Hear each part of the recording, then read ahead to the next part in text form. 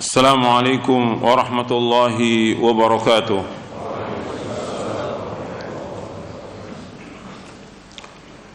إن الحمد لله نحمده ونستعينه ونستغفره ونعوذ بالله من شرور أنفسنا ومن سيئات أعمالنا.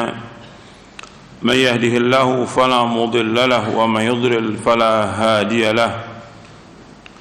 أشهد أن لا إله إلا الله وحده لا شريك له وأشهد أن محمدا عبده ورسوله. يا أيها الذين آمنوا اتقوا الله حق تقاته ولا تموتن إلا وأنتم مسلمون.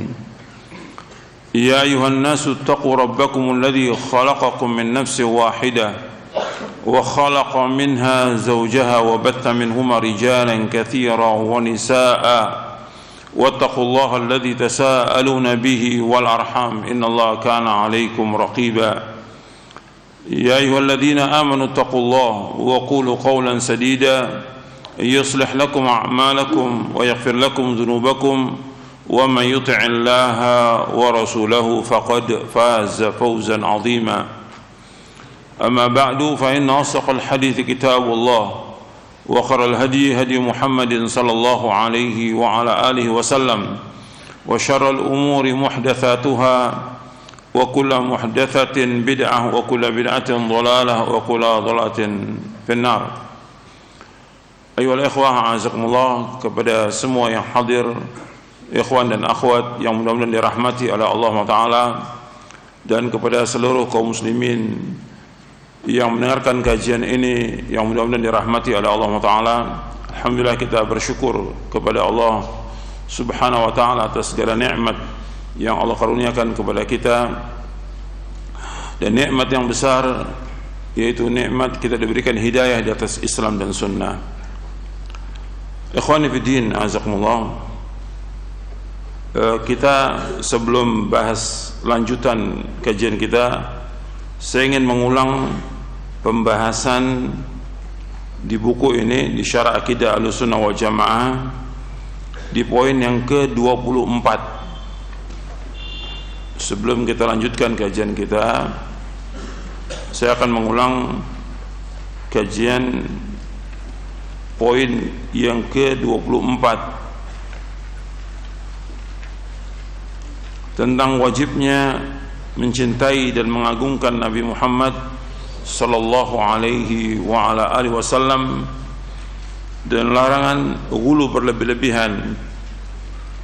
Karena kalau kita lihat setiap bulan Rabiul Awal itu banyak sekali orang-orang yang mendakwahkan dirinya mencintai Nabi Muhammad sallallahu alaihi wasallam, tapi mereka tidak mengikuti syariat yang dibawa oleh Rasulullah sallallahu alaihi wasallam, tidak mengikuti apa yang beliau telah ajarkan kepada umatnya, baik dari segi akidah, ibadah, akhlak, muamalah dan yang lainnya, tapi mengklaim bahwa mereka lah orang yang paling cinta kepada Nabi Muhammad sallallahu alaihi wasallam. Kita bahas ini ada di kitab ini, di kitab Syarah Aqidah Ahlussunnah wal Jamaah, karena dianggap bahwa dengan mengadakan perayaan Maulid Nabi itu mereka mendakwakan bahwa mereka mencintai Rasulullah SAW. Padahal kalau kita lihat dan kita tanya, mereka pasti sepakat bahwa Nabi nggak pernah mengadakan acara itu, dan sahabat juga Khulafaur Rasyidin tidak pernah mengadakan yang demikian. Para tabi'in, tabi'ut tabi'in, para a'immatul mujtahid nggak pernah. Kalau tidak pernah, ya mestinya tidak dilakukan. Tapi ini kan terus dibesarkan, dan terus juga terjadi ghulu berlebihan kepada Rasulullah SAW, sampai memuji dan mengangkatnya sama seperti Allah SWT. Ini adalah perbuatan yang kufur, karena mereka sudah menganggap Nabi segala-galanya, sampai yang mengatur alam semesta Nabi. Ini sudah kufur, karena Nabi sebagai makhluk Khalik cuma satu, yaitu Allah Ta'ala. Ini sudah diagungkan setinggi-tingginya yang membuat mereka keluar dari agama Islam dengan sebab itu. Makanya ini bukan masalah kecil, masalah besar yang umat Islam wajib berhati-hati. Karena yang perlu antum ingat bahwa kejayaan umat Islam itu dengan kembali kepada Al-Quran wa Sunnah ala fahmi salaf. Kejayaan umat Islam itu yaitu dengan melaksanakan tauhid, menjauhkan syirik, dengan melaksanakan sunnah, menjauhkan bid'ah, dengan tetap istiqomah di atas sunnah Nabi SAW. Jadi kejayaan Islam itu bukan dengan perbuatan syirik dan bid'ah. Islam gak akan jaya dengan bid'ah.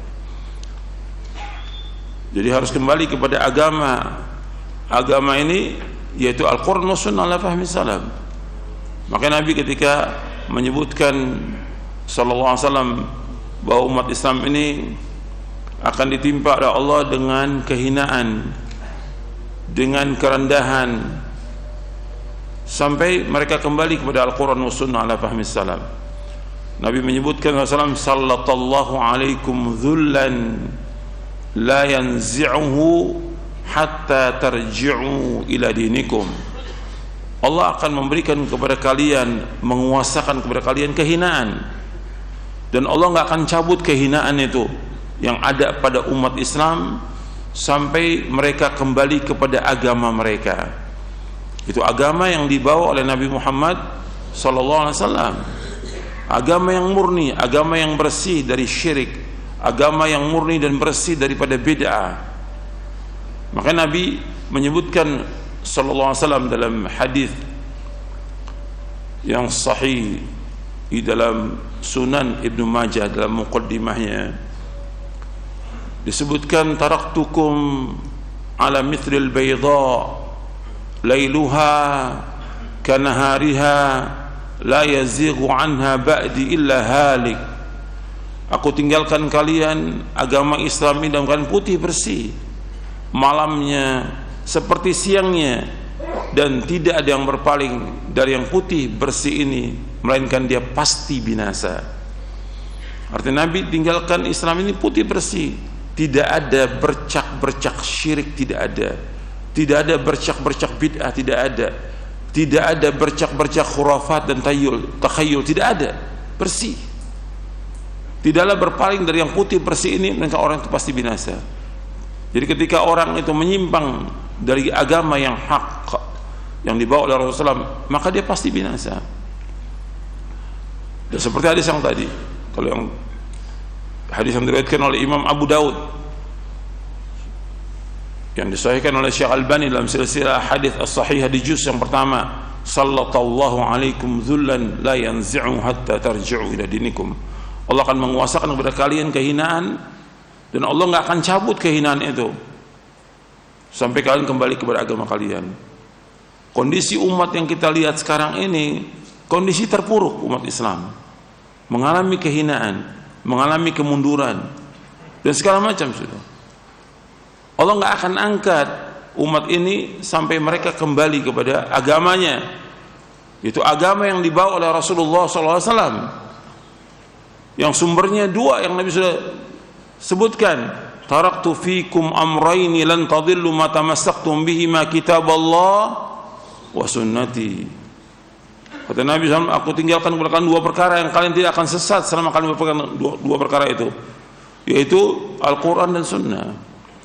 Tapi Al-Quran dan Sunnah tetap harus dipahami sesuai dengan pemahaman para sahabat radhiyallahu anhum ajma'in. Karena ketika Nabi menyebutkan tentang umat ini akan berpecah menjadi 73 golongan dalam hadis yang sahih yang diriwayatkan oleh Imam Ahmad, Tirmidzi, Abu Daud dan yang lainnya, Nabi menyebutkan sataftariku ummati ala 73 firqah kulluha fin nar illa wahidah. Umatku akan berpecah menjadi 73 golongan, semuanya masuk neraka kecuali satu. Ketika ditanya Nabi, siapa yang satu itu? Nabi menjawab, al-jamaah. Jamaah maksudnya jamaah para sahabat. Jamaah maksudnya orang yang berada di kebenaran. Dalam hadis yang lain yang diriwayatkan oleh Imam At-Tirmidzi dan Hakim, Nabi menyebutkan tentang satu golongan itu, ma'ana alaihi al-yawma wa ashabi, yaitu orang yang mengikuti aku dan para sahabatku. Berarti golongan yang selamat itu orang yang mengikuti Rasulullah SAW dan para sahabatnya. Artinya mengikuti cara beragama mereka, mengikuti manhaj mereka, itu yang wajib kita ikut. Karena kita semua ingin selamat dan kita semua ingin masuk surga. Kita wajib menempuh jalan itu. Jalan itu hanya satu, tidak dua, tidak tiga, dan tidak bercabang jalan itu. Hanya satu. Allah menyebutkan dalam surah Al-An'am ayat 153, wa anna hadza sirati mustaqiman fattabi'uhu wa la tattabi'u subula fatafarraqa bikum an sabilihi dzalikum wassaqum bihi la'allakum tattaqun. Dalam surah Al-An'am ayat 153, inilah jalanku yang lurus, ikuti jalanku yang lurus itu, jangan kalian mengikuti jalan-jalan yang lain, niscaya jalan itu akan mencerai-beraikan kalian dari jalan Allah. Demikianlah Allah wasiatkan kepada kalian agar kalian bertakwa. Jadi jalan yang membawa manusia ke neraka banyak, golongan-golongan, firqah-firqah yang sesat, pemahaman-pemahaman yang sesat, aliran banyak. Tapi yang membawa manusia ke surga hanya satu. Itu jalan yang telah ditempuh oleh Rasulullah dan para sahabatnya. Ini yang wajib kita ikut. Dan kita ikut semuanya.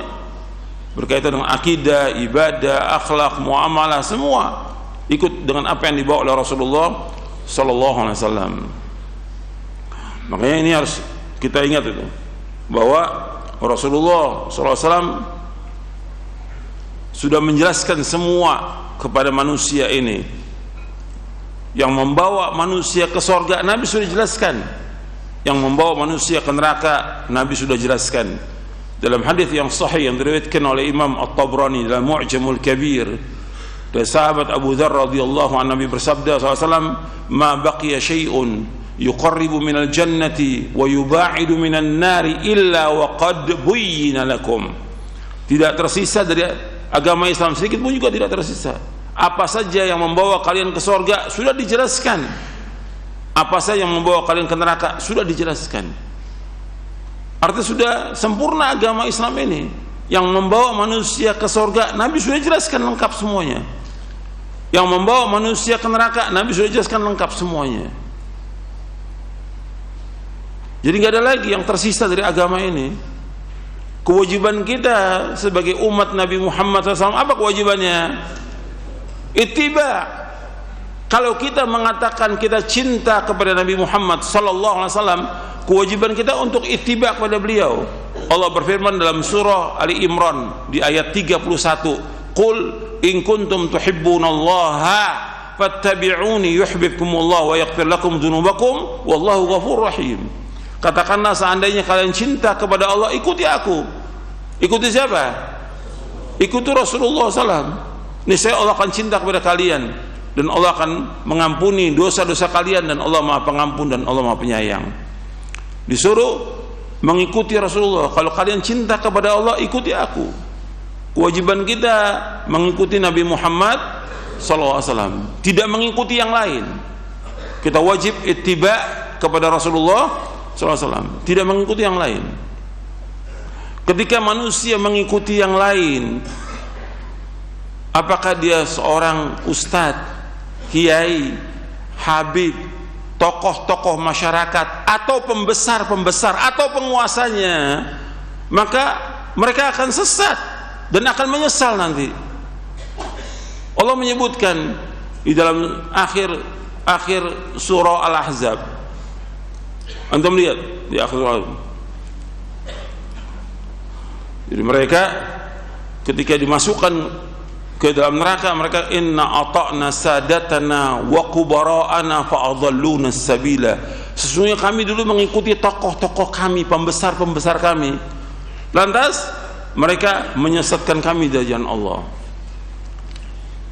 Antum lihat itu, yauma tuqallabu wujuhun fin nar yaqulu ya laitana ata'na Allah wa ata'na rasula wa qalu rabbana inna ata'na sadatana wa kubara'ana fa'adhalluna sabila Rabbana atim di'faini minal adzabi wal'anhum la'nan kabira. Allah sebutkan di dalam surah Al-Ahzab di akhir-akhir di ayat 66, 67, 68 Allah menyebutkan yauma tuqallabu wujuhum fin nari yaquluna ya laitana ata'na Allah wa ata'na ar-rasula. Pada hari yang dibolak-balikan wajah mereka di dalam neraka, mereka berkata ya laitana, alangkah menyesalnya kami. Kenapa kami enggak taat dulu kepada Allah dan Rasulnya? Wa qalu Rabbana inna ata'na sadatana wa kubara'ana fa'adhalluna sabila. Mereka berkata, wahai Rabb kami, sesungguhnya kami dulu di dunia ini mentaati tokoh-tokoh kami, pemimpin-pemimpin kami dan pembesar-pembesar kami, fa'adhalluna sabila, mereka semua menyesatkan kami jalan Allah. Kemudian kata mereka apa? Rabbana atim di'faini minal azabi wal'anhum la'nan kabira. Ya Allah, berikanlah kepada mereka 2 kali lipat azab dan laknat mereka dengan laknat yang besar. Enggak ada manfaatnya lagi penyesalan, sudah masuk ke dalam neraka. Naudzubillah, nasallallahu alaihi wasallam. Kenapa dulunya mereka taat kepada siapa? Taat kepada tokoh-tokoh masyarakat, kepada pembesar-pembesar. Mereka ikut apa kata mereka, menyesal. Kenapa mereka enggak taat kepada Allah dan Rasulnya? Kan mereka mengatakan di sini, ya laitana ata'na Allah wa ata'na Rasula. Ya laitana, sungguh celaka kami, sungguh kami menyesal. Kenapa kami dulu tidak taat kepada Allah dan Rasulnya? Penyesalan tidak ada manfaatnya. Makanya ini perhatikan bahwa kita harus taat kepada Allah dan taat kepada Rasulullah SAW. Yang ada keterangannya, ada dalilnya kita ikut, yang tidak jangan ikut. Karena agama sudah sempurna. Al-yauma akmaltu lakum dinakum wa atmamtu alaikum ni'mati wa raditu lakumul Islam madina. Dalam surah Al-Maidah ayat 3, pada hari ini aku telah sempurnakan bagimu agamamu, aku telah cukupkan nikmatku atasmu, dan aku ridho Islam menjadi agama bagimu. Antum lihat lagi dalam surah Al-Furqan bagaimana penyesalan orang yang tidak mengikuti Nabi Muhammad sallallahu alaihi wa ala alihi wasallam. Di ayat 27, 28, 29, wa yawma ya'addu adh-dhalimu ala yadayhi yaqulu ya laitani ittakhadtu ma'ar rasuli sabila. Ya wailata laitani lam attakhidh fulanan khalila laqad adallani an dzikri ba'da ija'ani wa kana asyaitanu lil insani khadhula. Allah berfirman dalam surah Al-Furqan, surah yang ke-25 ayat 27 sampai 29. Dan pada hari orang-orang zalim menggigit tangannya. Menggigit tangan itu tanda penyesalan, tangannya digigit orang zalim. Kebiasaan orang kalau menyesal itu gigit tangannya. Dia menggigit tangannya, menyesal. Dia berkata, ya laitani, celaka aku. Kenapa aku enggak menjadikan jalan bersama Rasulullah? Kenapa aku tidak mengikuti Rasulullah sallallahu alaihi wasallam? Kemudian dia menyatakan, ya wailata, sungguh celaka aku. Laitani, alangkah baiknya dulu lam attakhid fulanan khalila, aku enggak jadikan si fulan sebagai teman dekat. Si fulan ini bisa seorang ustadz, seorang dai, seorang kiai, habib, tokoh atau pembesarnya. Alangkah baiknya kalau dulu di dunia aku enggak jadikan dia sebagai teman. Penyesalan enggak ada manfaatnya. Di dalam neraka ini penyesalan enggak ada manfaatnya. Kemudian laqad adallani 'ani dzikri. Si fulan itu, teman itu siapa aja? Apakah dia seorang dai, seorang ustadz, seorang teman yang benar, atau yang lainnya? Laqad adallani 'ani dzikri ba'da idh ja'ani. Sungguh dia telah menyesatkan aku dari peringatan Allah Subhanahu wa taala sesudah datang kepadaku, wa kana syaitanu lil insani khadula, dan syaitan itu menyesatkan manusia. Setan kalau sudah mengajak manusia kepada kekufuran, kesesatan, setelah itu dibiarkan manusia ini, dan dia tidak mengaku salah, karena kalian yang ikut aku, kata setan. Karena dia juga masuk ke dalam neraka, setan itu, karena dia mengajak semua pasukannya, pengikutnya masuk ke dalam neraka. Yad'u hizbahu liyakun min ashabi's sa'ir, dia mengajak golongannya untuk masuk dalam neraka. Jadi antum hati-hati itu, jangan menjadikan teman, tokoh, ustadz yang antum ikuti dengan meninggalkan siapa? Rasulullah SAW. Maka kita wajib mengikuti Rasulullah SAW. Saya akan baca poin-poinnya aja. Di poin yang ke-24 tentang wajibnya mencintai dan mengagungkan Nabi Muhammad SAW serta larangan gulu berlebihan. Ahlussunnah wal Jamaah sepakat tentang wajibnya mencintai dan mengagungkan Nabi Muhammad SAW. Perhatikan tuh, Ahlussunnah wal Jamaah sepakat tentang wajibnya mencintai dan mengagungkan Nabi Muhammad SAW, melebihi kecintaan dan pengagungan terhadap seluruh makhluk Allah SWT. Akan tetapi dalam mencintai serta mengagungkan Nabi Muhammad SAW tidak boleh melebihi apa yang telah ditentukan syariat, karena bersikap ghulu berlebihan dalam seluruh perkara agama akan menyebabkan kebinasaan. Yang pertama, wajibnya mencintai dan mengagungkan Nabi Muhammad SAW. Setiap muslim, setiap muslimah, setiap mukmin dan mukminah, dia wajib mencintai Nabi Muhammad SAW. Karena kalau dia tidak mencintai Nabi Muhammad, ya nggak beriman. Nabi bersabda SAW, itu di poin sebelumnya, di poin ke-23-nya saya bawakan hadis. Di bagian akhir itu Nabi bersabda SAW, la yu'minu ahadukum hatta akuna ahabba ilaihi min walidihi wa waladihi wan nasi ajma'in. Tidak beriman seorang dari kamu sehingga aku lebih dicintai daripada bapaknya, anaknya dan seluruh manusia. Hadis ini sahih diriwayatkan oleh Imam Bukhari, Muslim, Ahmad dan Nasai dari sahabat Anas bin Malik radhiyallahu anhu. Artinya tidak beriman seorang dari kamu sehingga aku, yaitu Rasulullah, lebih dicintai daripada bapaknya, anaknya dan seluruh manusia. Wajib dia mencintai. Dan orang yang beriman, dia melebihi cintanya kepada Nabi daripada kecintaannya kepada semua yang ada.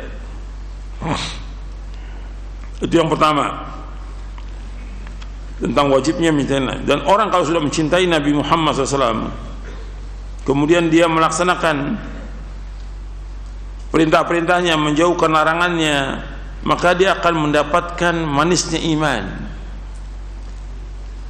Manisnya iman. Dan hadisnya ada di sini, di poin yang ke-24 ini. Saya nggak bahas tentang itunya, saya mau bahas tentang bagaimana konsekuensi dan tanda-tanda cinta kepada Rasulullah SAW. Untuk melihat di poin B-nya. Yang pertama, mencintai Rasulullah SAW mengharuskan adanya pengagungan, memuliakan, meneladani beliau dan mendahulukan sabda beliau SAW atas segala ucapan makhluk, serta mengagungkan sunnah-sunnahnya. Allah SWT berfirman, ya ayyuhalladzina amanu la tuqaddimu baina yaday Allahi wa rasulih wattaqullaha innallaha samii'un 'alim. Wahai orang-orang beriman, janganlah kamu mendahului Allah dan Rasulnya, dan bertakwalah kepada Allah. Sungguh Allah Maha mendengar dan Allah Maha mengetahui. Artinya kita enggak boleh mendahului Allah dan Rasulnya. Jadi apa yang dikerjakan Rasulullah kita ikut. Jangan kita mengadakan sesuatu yang baru yang Nabi nggak kerjakan, nggak boleh. Jadi ini ayat menjelaskan tentang nggak boleh kita mendahului di hadapan Allah dan Rasulnya, nggak boleh mendahului Allah dan Rasulnya. Artinya jangan kita berkata sampai beliau berkata, jangan kita berbuat sampai beliau berbuat sallallahu alaihi wasallam, karena beliau adalah contoh kita dan beliau adalah teladan kita. Kemudian yang kedua, Konsekuensi dan tanda cinta kepada Rasulullah SAW yang kedua, mentaati apa yang Rasulullah SAW perintahkan. Jadi Allah merintahkan kepada setiap muslim dan muslimah untuk taat kepada Rasulullah SAW, karena dengan taat kepada beliau menjadi sebab seorang masuk surga.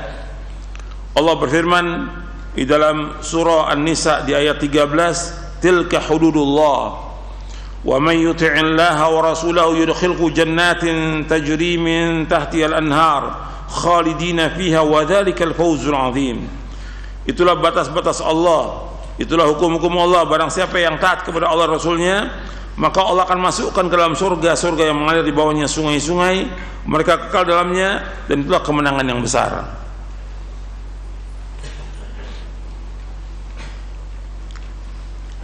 Kemudian yang ketiga, membenarkan apa yang beliau sampaikan sallallahu alaihi wasallam. Rasulullah SAW tidak berkata menurut hawa nafsunya. Allah Subhanahu wa taala berfirman, "Wa ma yantiqu 'anil hawa in huwa illa wahyu yuha." Dan tidaklah yang diucapkan itu menurut hawa nafsunya. Jadi apa yang beliau ucapkan melainkan wahyu yang diwahyukan kepadanya. Arti Al-Quran itu merupakan wahyu yang diwahyukan kepada Rasulullah SAW. Jadi kita wajib membenarkan apa yang beliau sampaikan. Jadi yang kita benarkan itu apa yang disampaikan oleh Rasulullah SAW selama riwayatnya sahih. Yang keempat, menahan diri apa yang dilarang dan dicegah oleh beliau SAW. Kita wajib menahan diri dari apa yang dilarang dan dicegah oleh beliau SAW. Allah SWT berfirman, wa ma atakumur rasulu fakhudhu wa ma nahakum anhu fantahu wattaqullaha innallaha syadidul iqab. Jadi apa yang datang kepadamu dari Rasul maka terimalah, dan apa yang dilarangnya maka tinggalkan. Bertakwalah kepada Allah, sungguh Allah itu sangat keras hukumannya. Jadi apa yang datang kepada kalian dari Rasul maka kalian ambil, apa yang dilarang kalian tinggalkan, karena azab Allah itu sangat pedih. Jadi kita wajib menerima apa yang dari beliau dan kita menjauhkan apa yang dilarang. Jadi semua perintah-perintah Rasulullah kita laksanakan, yang dilarang kita tinggalkan. Dan perintah yang paling besar apa? Tauhid. Perintah yang paling besar tauhid. Kemudian perintah yang paling besar lagi apa? Melaksanakan sunnah Nabi SAW dan yang lainnya. Larangan yang paling besar apa? Syirik. Larangan yang paling besar lagi apa? Bid'ah dan yang lainnya. Maka kita wajib menjauhkan apa yang dilarang. Jadi kalau kita cinta kepada Nabi Muhammad SAW, ya taati perintahnya, jauhkan larangannya. Kemudian yang kelima, beribadah sesuai dengan apa yang beliau SAW syariatkan, atau dengan kata lain kita wajib ittiba kepada beliau sallallahu alaihi wasallam. Agama Islam sudah sempurna, tidak boleh tambah dan tidak boleh kurangi. Rasulullah SAW diutus oleh Allah Azza wa Jalla untuk mengajarkan umat Islam tentang bagaimana cara yang benar dalam beribadah kepada Allah Subhanahu wa taala, dan beliau SAW telah menyampaikan semuanya. Oleh karena itu umat Islam wajib ittiba kepada Rasulullah SAW agar mereka mendapatkan kecintaan Allah Azza wa Jalla, kejayaan, dan dimasukkan ke dalam surganya. Ittiba kepada Rasulullah SAW hukumnya adalah wajib, dan ittiba menunjukkan kecintaan seorang hamba kepada Allah Azza wa Jalla. Allah SWT berfirman dalam surah Ali Imran ayat 31, qul in kuntum tuhibbunallaha fattabi'uni yuhibbukumullah wa yaghfir lakum dzunubakum wallahu ghafurur rahim.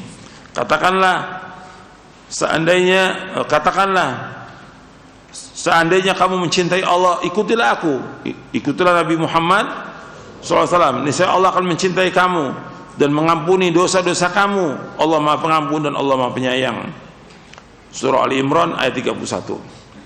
Al-Imam Ibn Katsir rahimahullah yang wafat tahun 774 Hijriah, beliau mengatakan dalam tafsirnya, tafsir Ibn Katsir, ayat ini adalah pemutus hukum bagi setiap orang yang mengaku mencintai Allah Azza wa Jalla namun tidak menempuh jalan Rasulullah SAW, maka orang itu dusta dalam pengakuannya tersebut hingga ia mengikuti syariat dan agama yang dibawa Rasulullah SAW dalam semua ucapan dan perbuatannya.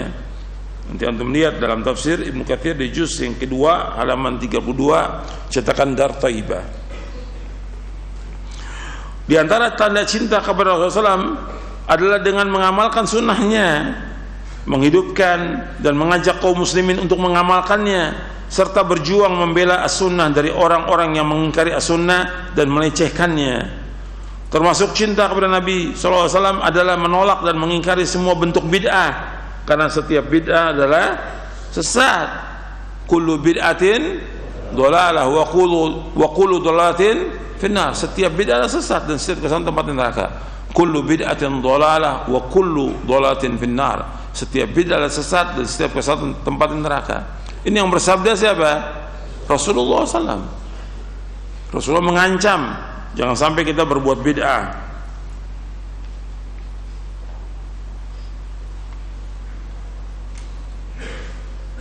Itu di footnote ada penjelasan.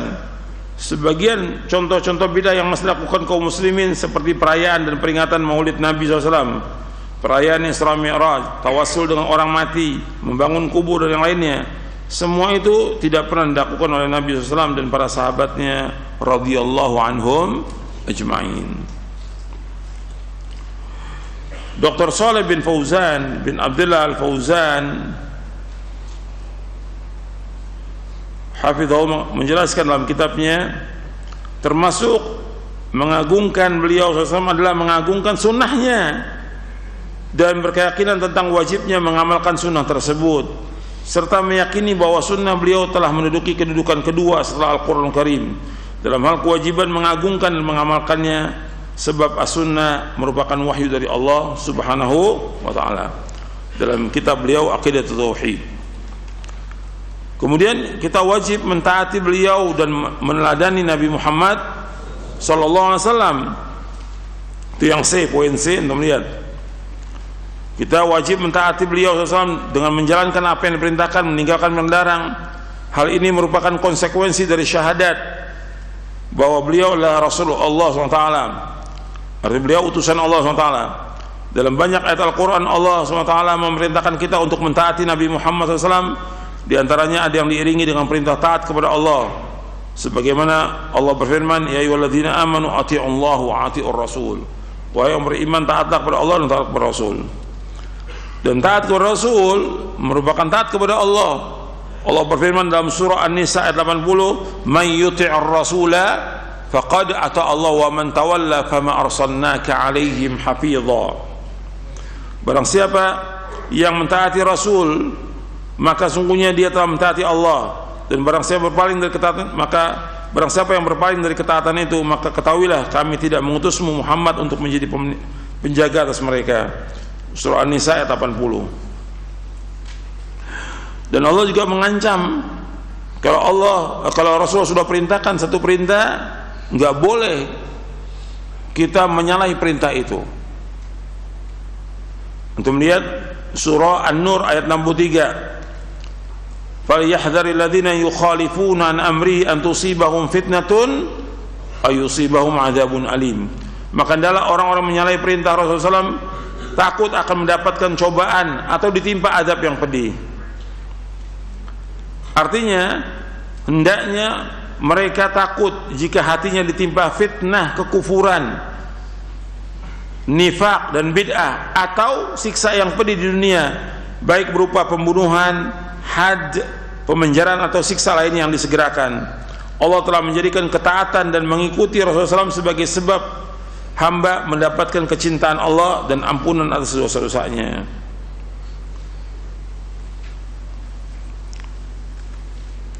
Kemudian Allah juga berfirman dalam surah Al-Ahzab ayat 21, laqad kana lakum fi rasulillahi uswatun hasanatun liman kana yarjullaha wal yawmal akhir wa dzakarallaha katsira. Dalam surah Al-Ahzab surah 33 ayat 21, laqad kana lakum fi rasulillahi uswatun hasanatun liman kana yarjullaha wal yawmal akhir wa dzakarallaha katsira. Sungguh telah ada pada diri Rasulullah SAW suri tauladan yang baik bagimu, yaitu orang-orang yang mengharap rahmat Allah dan kedatangan hari kiamat dan banyak mengingat Allah. Al-Hafidz Ibnu Katsir rahimahullah berkata, ayat yang mulia inilah pokok yang agung tentang meneladani Rasulullah SAW dalam berbagai perkataan, perbuatan dan perilaku. Untuk itulah Allah Tabaraka wa Ta'ala memerintahkan manusia untuk meneladani sifat sabar, keteguhan, kepahlawanan, perjuangan dan kesabaran Nabi SAW dalam menanti pertolongan dari Rabb-Nya ketika perang Ahzab. Semoga Allah senantiasa mencurahkan salawat kepada beliau sallallahu alaihi wasallam sampai hari kiamat. Ini nanti dilihat dalam tafsir Ibnu Katsir di juz yang ke-6 halaman 391 cetakan Dar Thaibah. Dan kita wajib untuk ittiba kepada Rasulullah sallallahu alaihi wasallam. Sebab syarat ibadah itu dua, yang pertama ikhlas, yang kedua ittiba. Seperti Nabi menyuruh kita sallu kama ra'aitumuni usolli, hendaklah kalian salat sebagaimana kalian melihat aku salat. Nabi juga bersabda li ta'khudhu anni manasikakum, hendaklah kalian mengambil tata cara manasik haji kalian dari aku. Jadi kita harus ikhlas, yang kedua harus ittiba, mengikuti contoh Rasulullah SAW. Ketika orang itu mengamalkan yang enggak ada contohnya, maka amalan itu tertolak. Nabi bersabda SAW, man amila amalan laisa alaihi amruna fahuwa raddun. Barang siapa mengamalkan satu amalan yang tidak ada contoh dari kami, maka amalan itu tertolak. Hadis ini sahih diriwayatkan oleh Imam Muslim, Ahmad, Muslim dan Ahmad dari sahabat Aisyah radhiyallahu anha. Jadi kita wajib mengikuti Nabi Muhammad. Kalau kita cinta, kita wajib ikut kepada Nabi Muhammad SAW. Kemudian kita dianjurkan untuk memperbanyak salawat kepada Rasulullah SAW. Justru kita inilah orang yang paling banyak salawat, karena setiap disebut nama Nabi kita bersalawat. Enggak perlu acara khusus untuk bersalawat, enggak perlu juga majlis khusus, majlis salawat, enggak perlu. Karena setiap hari kita salawat kepada Rasulullah SAW. Innallaha wa malaikatahu yusalluna 'alan nabi ya ayyuhalladzina amanu sallu 'alaihi wasallimu taslima. Sesungguhnya Allah dan malaikatnya salawat kepada Nabi, wahai orang beriman salawatlah kepada beliau dan ucapkanlah salam. Maka sering kita ucapkan Allahumma salli wa sallim wa barik ala nabiyina Muhammadin SAW atau sallallahu alaihi wasallam. Jadi kita ini orang yang paling banyak salawat kepada Rasulullah SAW. Kemudian yang larangan gulu dan berlebihan dalam memuji Nabi. Kita dilarang untuk gulu, karena gulu ini akan membinasakan manusia. Nabi bersabda SAW, iyyakum wal guluwa fid din, fa inna ma ahlaka man kana qablakum al gulu fid din. Jauhkan diri kalian dari sikap gulu berlebih-lebihan dalam agama, karena sungguhnya gulu dalam agama ini telah membinasakan orang-orang sebelum kalian. Hadis ini sahih riwayat Imam Ahmad, Nasai, Ibnu Majah, Ibnu Khuzaimah dan lainnya dari sahabat Ibnu Abbas. Jadi gulu berlebih-lebihan, apakah bentuknya pujian, mengagungkan, itu hati-hati gulu. Kepada siapa aja, jangan gulu gitu. Akibat dari gulu itu membuat orang keluar dari agama Islam. Maka di dalam kitab Tauhid disebutkan tentang anna sababa kufri bani Adam wa tarkim dinahum al-gulu fi salihin. Di antara sebab kufurnya anak Adam dan mereka meninggalkan agama mereka dengan sebab mereka gulu kepada orang-orang soleh. Terjadinya penyembahan kepada kubur-kubur itu disebabkan karena mereka apa? Gulu kepada orang soleh. Nggak boleh gulu. Jadi gulu menyebabkan orang berbuat syirik, gulu menyebabkan orang keluar dari agama Islam. Gitu. Karena dia menyembah kepada selain Allah. Makanya itu hati-hati. Pujian-pujian juga, sanjungan, nggak boleh berlebihan kepada Nabi Muhammad sallallahu alaihi wasallam. Nabi bersabda, antum lihat hadisnya, la tutruni kama atratin nasara ibn Maryam fa innama ana abduhu wa qulu abdullah wa rasuluh. Janganlah kalian berlebih-lebihan dalam memuji aku sebagaimana orang-orang Nasrani telah berlebih-lebihan memuji Isa putra Maryam. Aku hanyalah hamba Allah, maka katakanlah Abdullah dan Rasulnya. Hadis ini sahih dari Bukhari Dan Tirmidzi dalam Syama'il Muhammadiyah, Ahmad, Darimi dan yang lainnya dari sahabat Umar bin Khattab radhiyallahu an. Jangan kalian memuji-muji aku sebagaimana orang Nasrani memuji Isa bin Maryam. Akibatnya apa? Karena memuji Isa bin Maryam, akibatnya apa? Mereka menyembah Isa. Mereka menganggap Isa sebagai Tuhan. Mereka menganggap Isa sebagai anak Allah. Ta'ala Allah amma la yaquluna uluwan kabira. Langit dan bumi ini akan hancur mengatakan Allah punya anak. Itu akibat apa? Akibat memuji Isa bin Maryam. Maka Nabi nggak mau dipuji-puji. Sebab nanti ketika orang memuji akan menyembah Nabi Muhammad SAW, dan Nabi nggak mau. Karena Nabi sebagai hamba, yang sebagai ma'bud yang disembah itu satu, hanya Allah Subhanahu wa ta'ala. Begitu juga Nabi nggak mau dipanggil dengan Sayyid, nggak mau Nabi.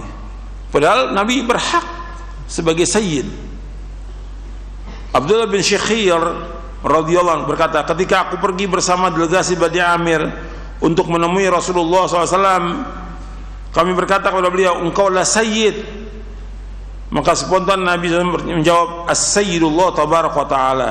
Sayyid itu adalah Allah Tabarak wa Ta'ala. Lalu kami berkata, dan engkau adalah orang yang paling utama dan paling agung kebaikannya. Serta merta beliau SAW mengatakan, qulu bi qawlikum au ba'di qawlikum wa la yastajiranakum syaitan. Katakanlah sesuai dengan apa yang wajar, yang biasa kalian ucapkan, atau sebagian ucapan kalian, dan janganlah kalian terseret oleh syaitan. Hadis ini sahih riwayat Abu Daud, Ahmad, Bukhari yang lainnya. Nabi juga ketika datang, kata Anas bin Malik radhiyallahu anhu, sebagian orang berkata kepada beliau, wahai Rasulullah, wahai orang terbaik di antara kami, putra orang terbaik di antara kami, wahai sayyid kami, putra sayyid kami.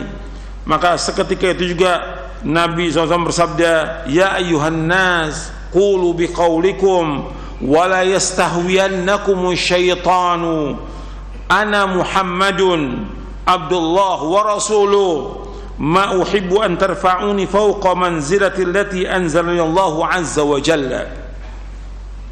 Wahai manusia, ucapkanlah dengan yang biasa, yang wajar kalian ucapkan. Janganlah kalian terbujuk oleh syaitan. Aku tidak lebih adalah Muhammad, hamba Allah dan Rasulnya. Aku tidak suka kalian mengangkat, menyanjungku di atas atau melebihi kedudukan yang telah Allah berikan kepadaku.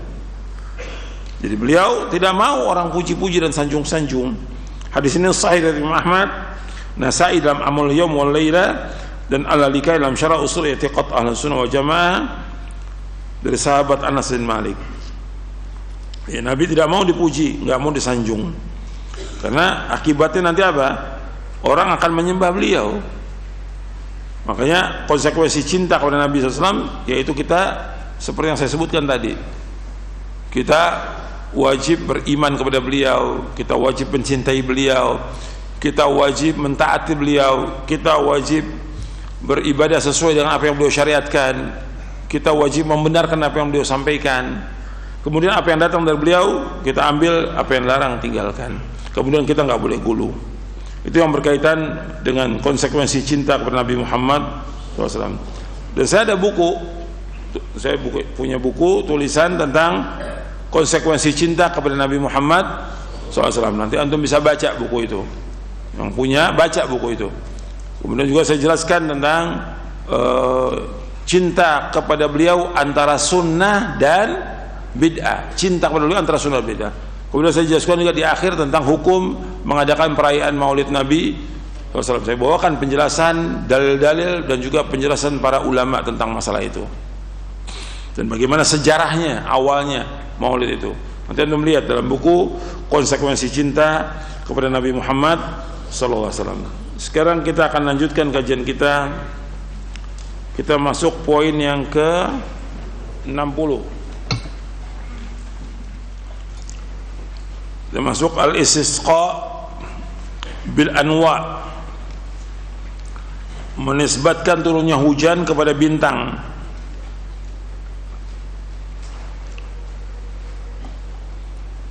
Al-Istisqa bin Anwa menisbatkan turunnya hujan kepada bintang.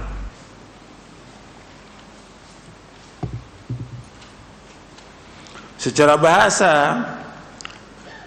al-istisqa berarti memohon siraman hujan. Dan al-anwa adalah bentuk jamak dari nau yang berarti posisi bintang. Selanjutnya kata ini dipakai untuk arti bintang saja. Ini adalah kebiasaan orang Arab menggunakan kata posisi atau tempat tersebut. Ini merupakan bentuk majaz mursal, sehingga menurut istilah terminologi berarti memohon turunnya hujan kepada bintang.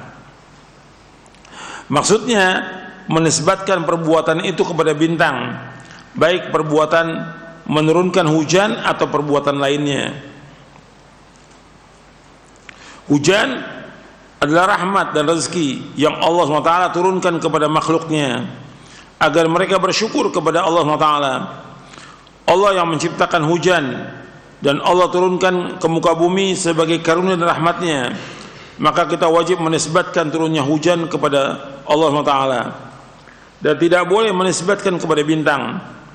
Penisbatan hujan kepada bintang hukumnya adalah haram dan kufur, karena semua sebab harus dinisbatkan kepada Allah Subhanahu wa ta'ala. Jadi semua sebab itu harus dinisbatkan kepada Allah Subhanahu wa ta'ala. Jadi hujan ya yang nurkan Allah SWT, bukan bintang. Bintang gak ada pengaruh apa-apa. Dan hujan merupakan rahmat Allah SWT. Hujan merupakan rahmat Allah. Dan kita wajib menisbatkan semua nikmat itu kepada siapa? Kepada Allah. Dan hujan merupakan rezeki dari Allah SWT. Apa aja nikmat semua datang dari Allah. Wa ma bikum min ni'matin faminallah. Apa aja nikmat yang kamu peroleh semua datang dari Allah Subhanahu wa ta'ala. Allah menyebutkan tentang orang-orang kafir, orang-orang musyrikin yang mereka menisbatkan hujan yang merupakan rezeki itu kepada selain Allah. Artinya mereka mendustakan rezeki yang Allah berikan itu dengan menisbatkannya kepada bintang. Dan Allah sebutkan hujan itu sebagai rezeki. Allah berfirman di dalam surah Al-Waqi'ah, surah 56 ayat 75 sampai ayat 82. Fala uqsimu bimawaqi'in nujum wa innahu laqasamun law ta'lamuna 'azim innahu laqur'anun karim fi kitabin maknun la yamassuhu illa al-mutahharun tanzilu min rabbil alamin afa bihadzal hadithi antum mudhinun wa taj'aluna rizqakum annakum tukadzibun. Aku bersumpah dengan tempat beredarnya bintang-bintang, dan sesungguhnya itu benar-benar sumpah yang besar sekiranya kamu mengetahui. Dan ini sungguhnya Al-Quran yang sangat mulia dalam kitab yang terpelihara, yaitu Lauh Mahfuz. Tidak ada yang menyentuhnya selain hamba-hamba yang disucikan. Diturunkan dari Rabb seluruh alam. Apakah kamu menganggap remeh berita Al-Quran ini, dan kamu menjadikan rezeki yang kamu terima dari Allah justru untuk mendustakannya? Di sini maksudnya wa taj'aluna rizqakum annakum tukadzibun. Rizqakum di sini yaitu matar, yaitu hujan. Dan kalian menjadikan hujan yang Allah turunkan yaitu kalian mendustakan.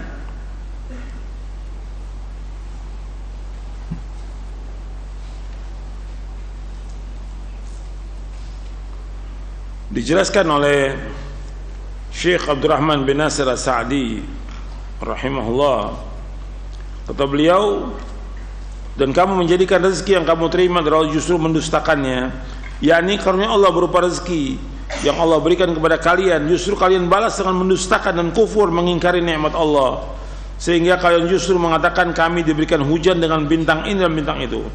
Kalian sandarkan nikmat itu kepada selain pemberi dan pemiliknya. Tidaklah kalian bersyukur kepada Allah atas kebaikannya. Sebab Allah lah yang menurunkan hujan kepada kalian.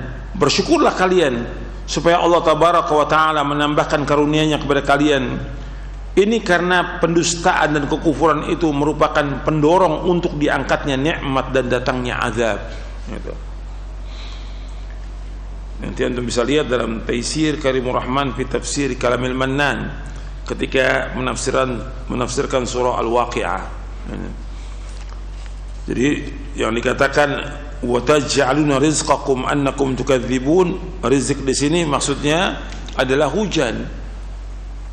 Allah turunkan hujan kepada kalian tapi kalian mendustakan. Kalian menisbatkan nikmat turunnya hujan kepada bintang.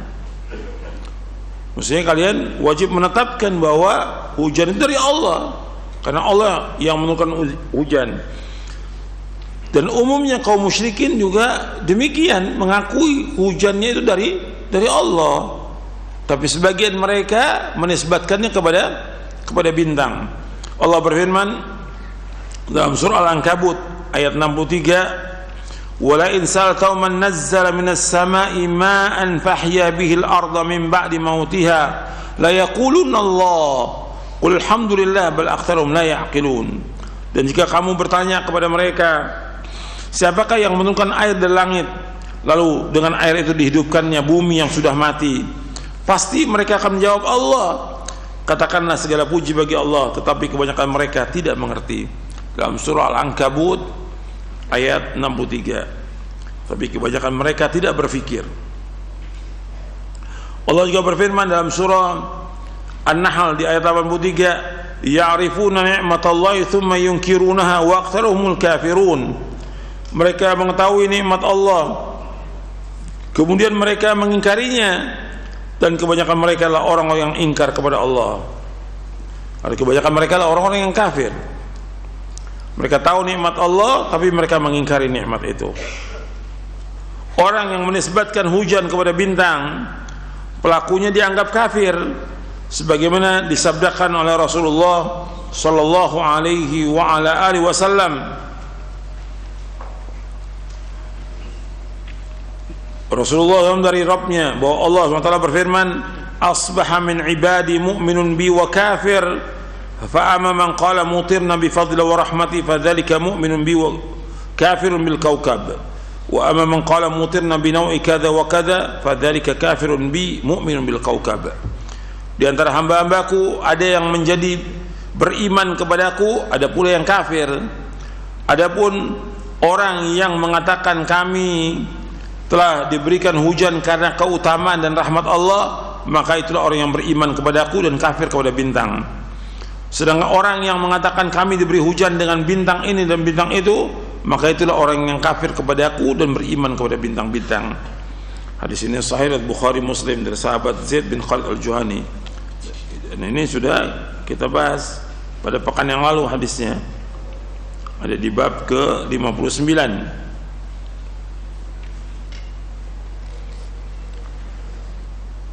Jika seorang percaya bahwa bintanglah pelaku atau faktor yang mempengaruhi turunnya hujan, maka orang ini dinyatakan musyrik dengan tingkatan syirik besar.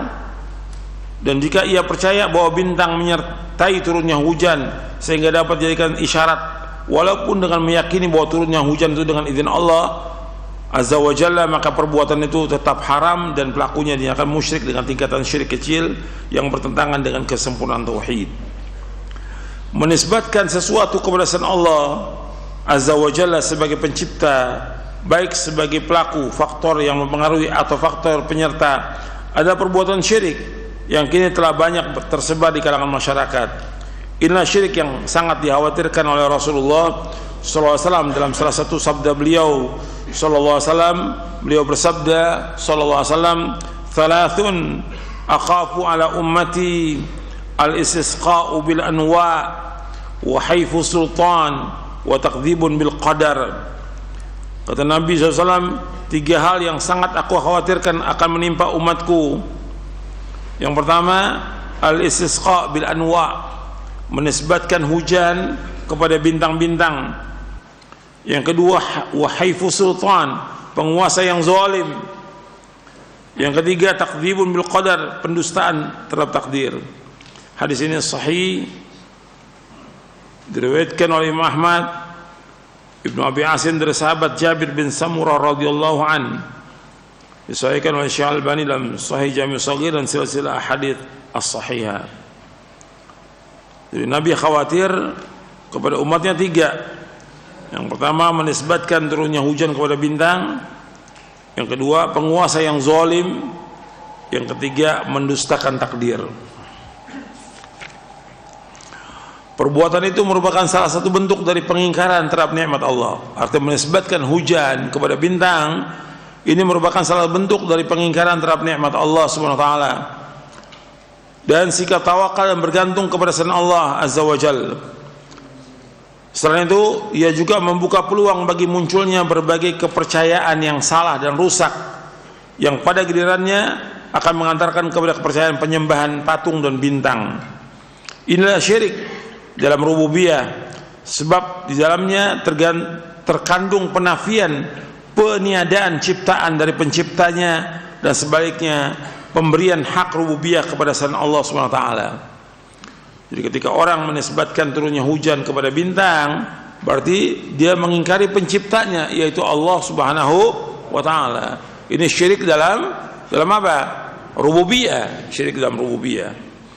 Karena menciptakan semua alam semesta, yang menciptakan hujan dan semuanya Allah sebagai Khalik, Allah sebagai Razik, Allah sebagai Malik, Allah Mudabbir, Allah Muhyi, Allah Mumit. Ini rububiyah. Ketika dia menafikan itu dan menisbatkan kepada selain Allah, ini syirik dalam rububiyah. Gitu. Ya, keluar dari Islam ketika dia menisbatkan itu. Kalau dia meyakini turunnya hujan karena bintang, bukan karena Allah yang turunkan, maka dia keluar dari agama Islam. Kemudian yang terakhir tentang perilaku jahiliyah yang masih dilakukan oleh sebagian dari umat Islam, perilaku jahiliyah. Rasulullah SAW bersabda, arba'un fi ummati min amril jahiliyati la yatrukunahunna al-fakhru fil ahsabi wa ta'nu fil ansabi wal istisqa'u bin nujum wan niyaha 'alal mayyit wa qala an-naihatu idza lam tatub qabla mautiha tuqamu yawmal qiyamati wa 'alaiha sirban min qatiranin wa dir'un min jarabin. Rasulullah sallallahu alaihi wasallam bersabda, 4 perkara yang terdapat di umatku yang termasuk perbuatan jahiliyah yang tidak ditinggalkan oleh mereka. Yang pertama, membanggakan kebesaran para leluhur, nenek moyang. Yang kedua, mencela keturunan. Yang ketiga, menisbatkan turunnya hujan kepada bintang-bintang. Yang keempat, meratapi orang mati. Lantas beliau SAW bersabda, wanita yang meratapi orang mati apabila dia belum bertaubat sebelum meninggalnya akan dibangkitkan pada kiamat dan dikenakan kepadanya pakaian yang berlumuran cairan, tembaga serta mantel yang bercampur dengan penyakit gatal. Hadis ini sahih riwayat Muslim.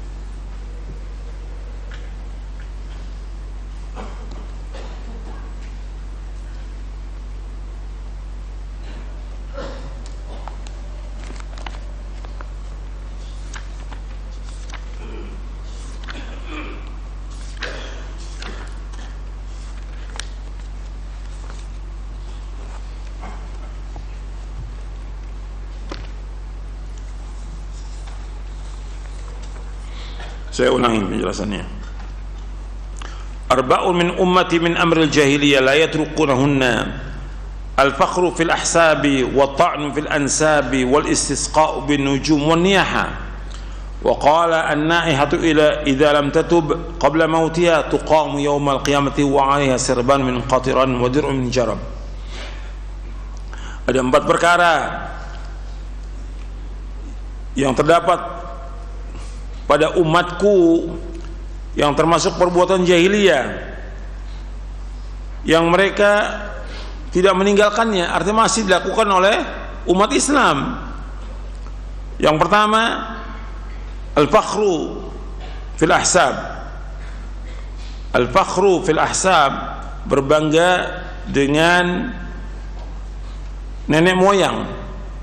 Yang kedua, at-ta'nu fil ansab, mencari keturunan. Yang ketiga, istisqa bin nujum, yang jadi syahid. Yang ketiga ini menisbatkan turunnya bintang, menisbatkan turunnya hujan kepada bintang. Yang keempat, an-naiha, itu an-niyah al-mayyit. Saya akan bahas di sini. Hadis ini sahih diriwayatkan oleh Imam Muslim dari sahabat Abu Malik Al-Asy'ari, namanya Al-Harith bin Harith Asy-Syami. Kalimat jahiliyah, ya, arba'un fi ummati min amril jahiliyah. Jahiliyah. Jadi jahiliyah ini kenapa dikatakan jahiliyah? Jahiliyah itu adanya qabla qabla al-mab'ats. Disebutkan dalam kitab Fathul Majid, al-jahiliyah ma qabla al-mab'ats. Artinya jahiliyah itu sebelum diutusnya Nabi Muhammad SAW. Itu dikatakan jahiliyah. Summu bidzalika li farti jahlihim. Dinamakan demikian karena sangat bodohnya mereka, sehingga dikatakan jahiliyah. Wa kullu ma yukhalifu ma jaa bihi Rasulullah sallallahu alaihi wasallam fa huwa jahiliyah. Setiap apa-apa yang menyalahi apa yang dibawa oleh Rasulullah maka dikatakan jahiliyah. Jadi setiap apa yang menyalahi apa yang dibawa oleh Rasulullah dikatakan jahiliyah. Jadi jahiliyah ini penisbatan kepada orang-orang yang ada pada zaman Nabi Muhammad SAW sebelum diutusnya beliau. Jadi penisbatan jahiliyah itu sebelum diutusnya Nabi Muhammad SAW. Adapun mengatakan zaman sekarang zaman jahiliyah nggak boleh. Kalau dikatakan jahiliyah berarti kita semuanya masuk dalamnya. Berarti kita bukan orang Islam jahiliyah. Kalau dikatakan zaman jahiliyah berarti kita masuk dalamnya. Paham nggak? Maka nggak boleh mengistilahkan zaman sekarang zaman, nggak boleh. Syekh Al-Albani pernah ditanyakan pernyataannya Sayyid Qutb rahimahullah. Sayyid Qutb ini tokoh Ikhwanul Muslimin. Banyak bantahan-bantahan kepada beliau, banyak, puluhan buku, puluhan kitab gitu yang membantah Sayyid Qutb karena kesesatannya, tapi dia Muslim, maka kita katakan rahimahullah. Beliau dalam beberapa bukunya menyebutkan jahiliyah qarnul ishrin, jahiliyah abad 20. Pernah ditanyakan kepada Syekh Muhammad Nasrul Albani rahimahullah, apakah boleh menyatakan seperti ini jahiliyah abad 20? Kata Syekh Albani nggak boleh. Panjang beliau jawab itu, karena jahiliyah itu penisbatan kepada sebelum diutusnya Nabi Muhammad SAW. Ketika mengatakan zaman jahiliyah berarti kita masuk, berarti kita belum Islam semuanya. Jahiliyah itu nggak boleh. Ternyata itu dibantah panjang lebar oleh Syekh Albani. Dibawakan oleh Syekh Bakar Abu Zaid dalam kitabnya Mu'jam Al-Manahi Al-Lafziyah. Mu'jam Al-Manahi Al-Lafziyah, artinya lafaz-lafaz yang dilarang kita mengucapkannya. Lafaz-lafaz yang dilarang. Ini Mu'jam Manahi lafaz-lafaz yang kita dilarang. Kita jangan sembarangan dalam mengucapkan yang memang itu tidak boleh gitu. Jadi istilah jahiliyah nggak boleh, kecuali yang ada dalil yang Allah memang nisbatkan itu dari kebiasaan jahiliyah. Seperti Allah menyebutkan waqarna fi buyutikunna wala tabarrajna tabarrujal jahiliyatul ula. Adalah kalian para wanita tinggal di rumah kalian, jangan kalian keluar dengan terbuka aurat kalian sebagaimana orang-orang jahiliyah yang pertama. Allah menyebutkan itu dalam Al-Quran, jangan seperti orang jahiliyah. Jadi kalau menisbatkan sekarang zaman jahiliyah nggak boleh. Jadi Nabi menyebutkan ada 4 perkara dari umatku, dari perkara jahiliyah yang mereka nggak tinggalkan, artinya masih umat Islam melakukannya. Sampai terus ini, sampai menjelang kiamat. Masih ada umat Islam melakukan perbuatan 4 ini. Kalimat 4 arba'un bukan berarti pembatasan. Makanya dikatakan dalam ilmu usul fikih mafhumul adad ghairu murad. Mafhumul adad ghairu murad. Artinya pemahaman bilangan itu bukan itu yang dimaksud. Artinya bukan pembatasan. Karena bisa jadi 4, bisa 5, bisa 10. Bahkan Syekh Muhammad bin Abdul Wahab menyebutkan dalam kitabnya, apa nama kitabnya? Masail Jahiliyah. Masail Jahiliyah. Itu lebih dari 120 perbuatan-perbuatan jahiliyah yang masih dilakukan oleh umat Islam. Makanya ini 4. Yang pertama kita bahas di sini al-fakhru bil ahsab. Di antara perbuatan jahiliyah yang masih ada di umat Islam itu berbangga dengan nenek moyang dan sombong dengan apa yang ada. Artinya di sini dia iftikhar, berbangga dengan siapa? Dengan nenek moyangnya. Apakah dengan harta? Dan ini kesombongan dia berbangga, dan ini merupakan kesombongan dengan leluhurnya, kesombongan dengan nenek moyangnya, menganggap dirinya mulia melebihi yang lain. Dan ini masih banyak yang seperti ini. Dia berbangga dengan bapaknya, dengan nenek moyangnya. Dan ini nggak boleh dalam Islam. Ini termasuk perbuatan jahiliyah. Dalam satu hadis Nabi bersabda SAW, "Qad adzaballahu ankum ubbiyatal jahiliyah wa fakhraha bil aba. Innama huwa mu'minun taqiyyun wa fajirun syaqiyyun wan nasu banu adam wa adam min turab." Nabi bersabda SAW, sesungguhnya Allah telah menghilangkan dari kalian kesombongan jahiliyah. Ubiyyah ay al-kibr, kesombongan jahiliyah, dan juga kebanggaan dengan nenek moyang, fakhra bil aba. Sesungguhnya manusia itu ada yang mukmin yang bertakwa, atau ada orang yang jahat yang celaka. Mukmin yang bertakwa atau orang yang jahat celaka. Manusia dari anak Adam dan Adam dari turab, dari tanah. Jadi enggak, buat apa dia berbangga? Hadis ini sahih diriwayatkan oleh Imam Ahmad, Abu Daud, Tirmidzi, Al-Bazzar dan yang lainnya. Jadi jangan berbangga dengan nenek moyang gitu. Kebanggaan kita dengan Islam. Kebanggaan kita dengan Islam. Allah menunjuki kita di atas Islam. Kita bangga dengan agama kita. Maksudnya kita menyaksikan bahwa kita orang Islam dengan melaksanakan ketaatan kepada Allah, menjauhkan maksiat. Tapi bangga dengan nenek moyang nggak ada manfaatnya. Dan kesombongan dengan kekayaannya, dengan keturunan, dengan kekuasaan mereka, atau dengan keberaniannya. Karena orang jahiliyah itu berbangga dengan keberaniannya, keberanian nenek moyangnya, syaja'ah. Nah, ini nggak ada manfaatnya. Ini kebiasaan jahiliyah, nggak boleh. Dan itu wajib ditinggalkan.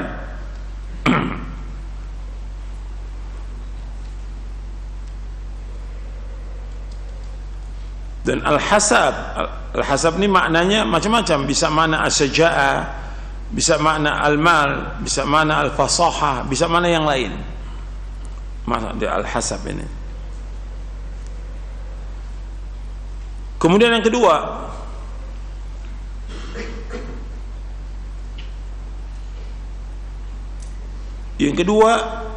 yaitu at-ta'nu fil ansab,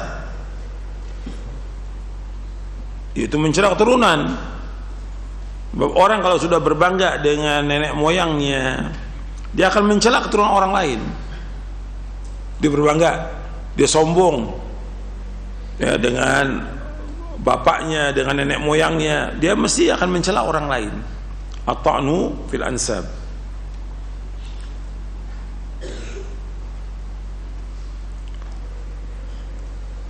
At-ta'nu fil ansab, mencela keturunan. menghinakan keturunan orang lain, atau dia di sini maksudnya at-ta'nu fil ansab, maksudnya mencela, menghina, melecehkan keturunan orang lain, atau kadang-kadang juga dia menafikan nasabnya dari bapaknya. Ini termasuk at-ta'nu fil ansab. Dan ini merupakan dakwah jahiliyah dan dakwah muntina. Yang ketiga, al-istisqa bin nujum. Ini yang jadi syahid dalam bab ini, yaitu menisbatkan turunnya hujan kepada bintang. Jadi mereka orang-orang jahiliyah mengatakan mutirna binau'i kadza, sesungguhnya kami diturunkan hujan dengan sebab bintang ini. Dan ini tidak boleh, sebab hujan itu merupakan rahmat Allah Subhanahu wa ta'ala, merupakan rezeki, dan Allah yang menurunkan hujan. Allah sebutkan dalam surah Luqman di ayat 34, innallaha indahu ilmus sa'ah wa yunazzilul ghaitha wa ya'lamu ma fil arham wa ma tadri nafsum madza taksibu ghada wa ma tadri nafsum bi ayyi ardin tamut innallaha alimun khabir. Sesungguhnya Allah, di sisi Allah tentang kapan terjadinya kiamat, itu hanya Allah yang tahu. Allah menurunkan hujan dan Allah mengetahui apa yang terdapat di kandungan rahim ibu. Allah yang Maha tahu. Dan tidak tahu satu jiwa apa yang akan dikerjakan besok, dan satu jiwa tidak tahu di mana dia meninggal dunia. Sungguhnya Allah itu Maha mengetahui dan Allah itu Maha teliti. Dalam surah Luqman ayat 34. Kemudian yang keempat yaitu an-niyaha, meratap. Jadi meratap dengan menangis dengan suara yang keras, menjerit-jerit dan menyebutkan kebaikan-kebaikan si mayit. Ini masih ada di kalangan umat Islam ini, yang kalau ada orang tuanya meninggal, suaminya meninggal, anaknya meninggal, pamannya meninggal, atau orang yang dicintai meninggal, dia menangis. Kalau menangis biasanya nggak ada masalah. Nabi juga menangis, tapi menangis dengan teriakan. Itu yang niyaha itu. Menangis dengan suara yang keras, dengan teriakan-teriakan yang keras, dengan suara yang histeris. Dan kemudian menyebutkan kebaikan-kebaikan si mayit. Ini orang-orang jahiliyah biasa. Dan biasanya melakukan itu perempuan biasanya. Karena umumnya perempuan. Gitu. Dan disebutkan dia orang yang berani, dia orang yang dermawan, dia orang baik. Terus sebutkan dengan suara-suara yang keras, sehingga menghasung orang lain untuk juga menangis dengan suara yang keras, meratap. Ini kebiasaan jahiliyah. Dan Nabi melarang dan memberikan ancaman, berat ancamannya di sini. Antum lihat di sini. Untuk yang lain Nabi nggak berikan ancaman, tapi untuk niyaha Nabi berikan ancaman untuk niyaha ini. Kata Nabi, an-naihatu idza lam tatub qabla mautiha. Antum lihat tuh hadisnya, an-naihatu idza lam tatub qabla mautiha tuqamu yaumal qiyamati wa 'alaiha sirban min qatiranin wa dir'un min jarabin.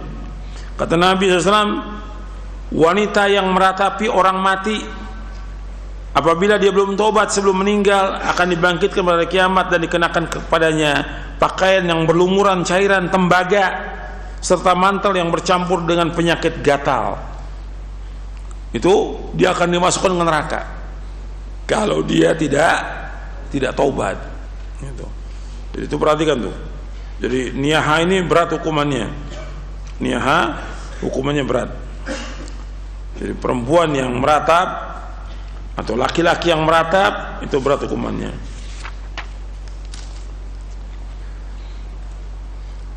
Fawaid yang dapat kita ambil dari hadis ini ada banyak, dan nanti antum bisa lihat di syarah Kitab Tauhid di bab yang ke-30. Saya bacakan tentang faedah dari hadis ini. Yang pertama, haramnya menisbatkan turunnya hujan kepada bintang, karena ini termasuk perkara jahiliyah. Haramnya menisbatkan turunnya hujan kepada bintang-bintang, karena ini termasuk perkara jahiliyah.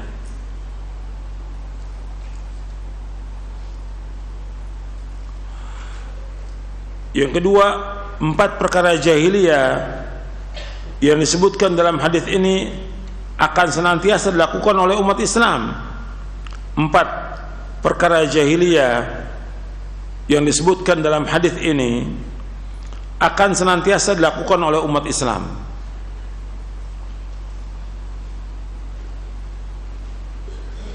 Yang ketiga, hadis ini merupakan salah satu tanda dari tanda-tanda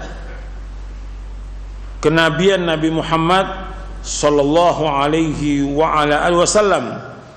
Hadis ini merupakan salah satu tanda dari tanda-tanda kenabian Nabi Muhammad sallallahu alaihi wasallam.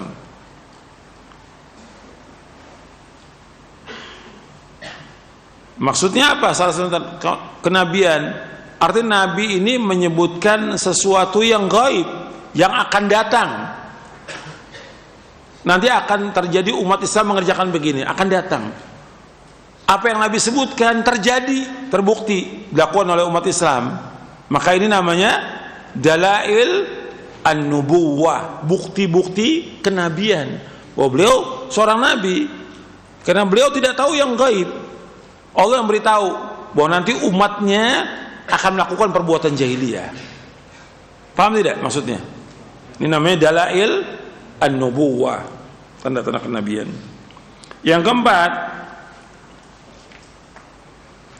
yang dimaksud dengan jahiliyah,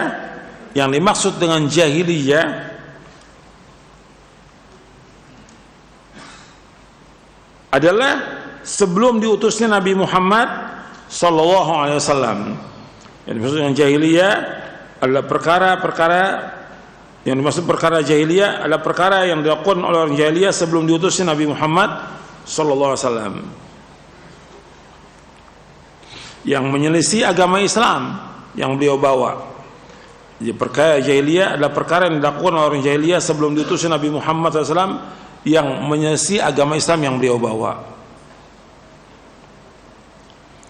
Yang kelima, larangan menyerupai orang-orang jahiliyah. Yang kelima, larangan menyerupai orang-orang jahiliyah.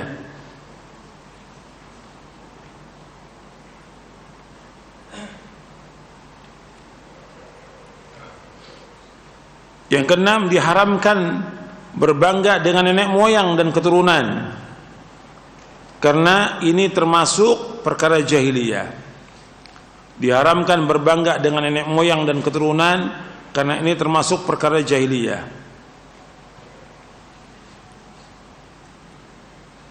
Diharamkan berbangga dengan nenek moyang dan keturunan, karena ini termasuk perkara jahiliyah. Yang ketujuh, haramnya mencela nasab atau keturunan orang lain. Haramnya mencela nasab atau keturunan orang lain.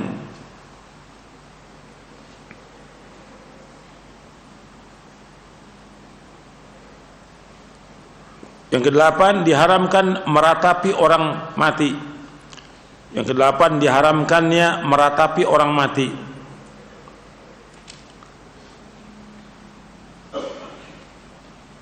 Apa yang dimaksud dengan meratap? Meratap itu artinya menangis dan mengeraskan suara dengan menjerit, teriak, sambil menyebutkan kebaikan-kebaikan orang mati. Itu namanya niyaha. Niyaha itu artinya menangis dan meratap. Niyaha itu meratap, maksudnya menangis dan mengeraskan suara sambil menyebut kebaikan orang mati.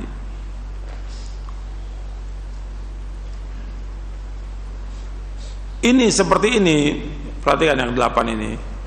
Ini termasuk dia mengingkari apa? Takdir Allah. Dia mengingkari takdir Allah. Dia nggak redho dengan takdir Allah. Kenapa dia sebutkan kebaikan? Maksudnya dia, kenapa kok Allah cabut nyawanya? Dia kan orang baik, gitu. Kok dimatikan dia orang baik, gitu. Dia nggak terima itu. Makanya ancamannya berat ini. Orang yang meratap ini, dia sebutkan kebaikannya, dia ingin, kenapa kok orang baik dimatikan? Kok dicabut nyawanya orang baik ini? Dia nggak redho dengan takdir Allah. Dan ini juga menunjukkan kepada apa? Dia tidak redho dan tidak sabar kepada apa? Takdir Allah Taala.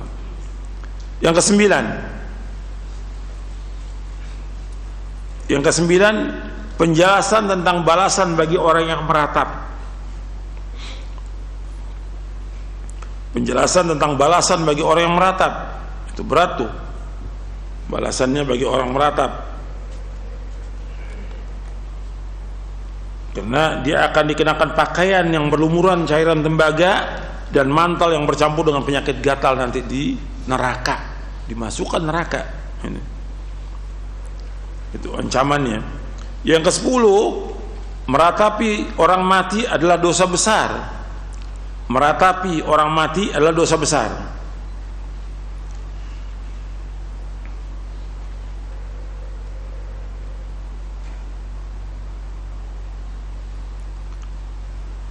Yang ke-11, umumnya yang suka meratap adalah para wanita.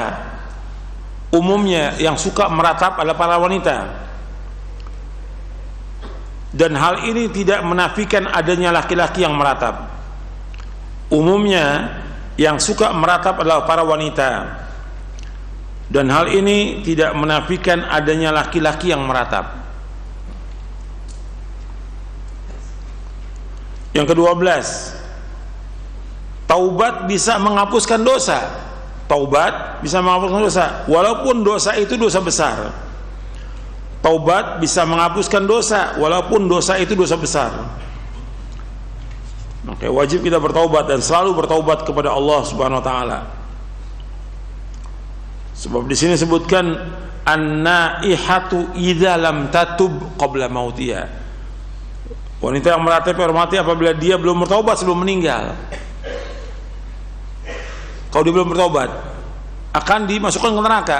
Tapi kalau dia tobat, ya diterima tobatnya sebelum dia meninggal. Jadi dia harus tobat, dan semua kita wajib bertobat. Semua kita wajib bertobat setiap hari.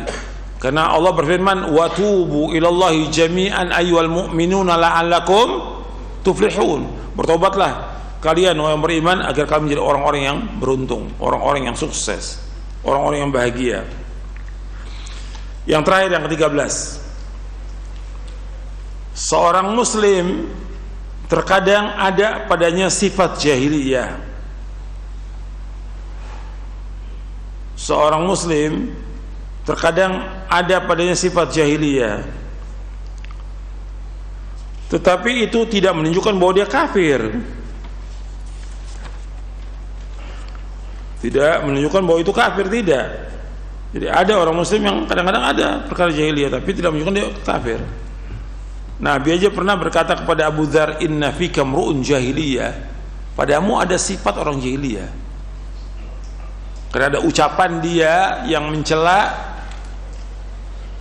sahabat yang lain. Maka Nabi mengatakan, "Inna fika mru'un jahiliyah." Padamu ada sifat jahiliyah. Ya taubat Abu Dzar langsung. Begitu tegur langsung dia taubat kepada Allah Subhanahu wa taala. Jadi ada orang yang melakukan perbuatan jahiliyah tapi tidak kafir dia, tidak. Mudah-mudahan apa yang saya sampaikan bermanfaat. Wassallallahu nabiyana Muhammadin sallallahu alaihi wasallam, subhanakallahumma bihamdik, asyhadu an la ilaha illa anta astaghfiruka wa atubu ilaik.